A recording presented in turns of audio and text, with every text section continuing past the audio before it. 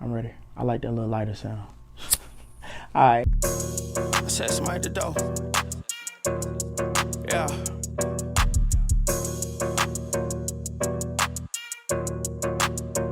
Yeah.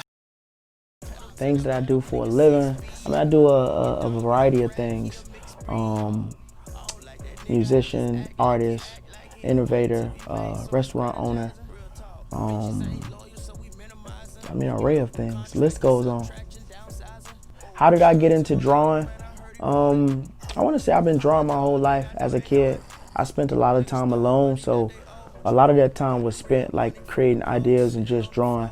But as far as in creating a style, like my signature, it really comes from Basquiat. Just studying his style. At the time, he had a face that wasn't really recognizable. So it's kind of like I took the blueprint from the face and just basically made it my own.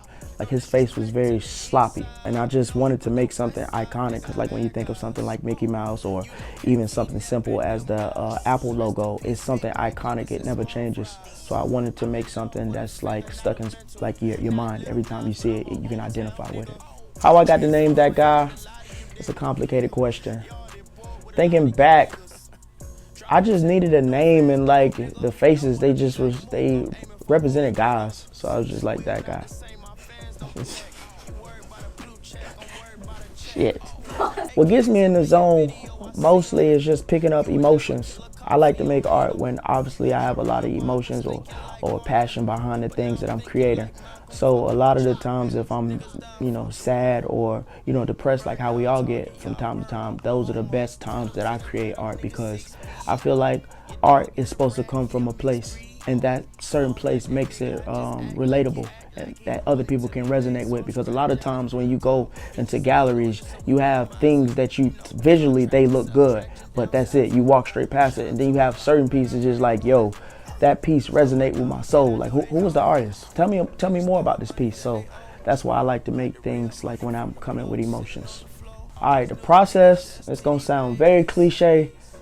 I just really go with the flow, because it's like making art is one of those things. It's like I'm not really thinking about it. It's really like I'm lost until I put down the canvas or that paintbrush, then reality kicks back in. But it's like when I'm creating art, as a lot of artists know, it's like you tap into a certain zone that you really can't explain to another artist, because if it's 50 artists in the room, everybody can create the same task, but everybody did it different as far as how they started and how they finished it. You know what I mean?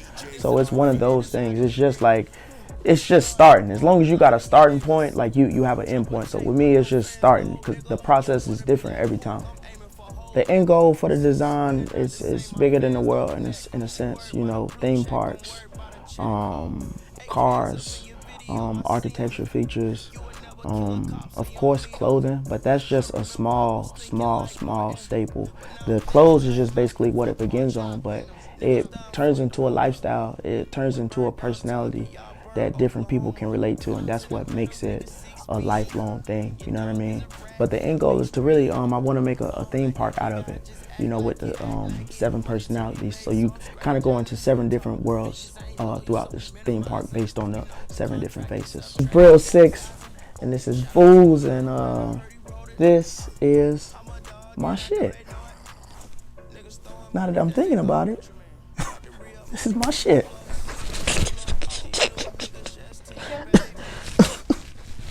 That was good.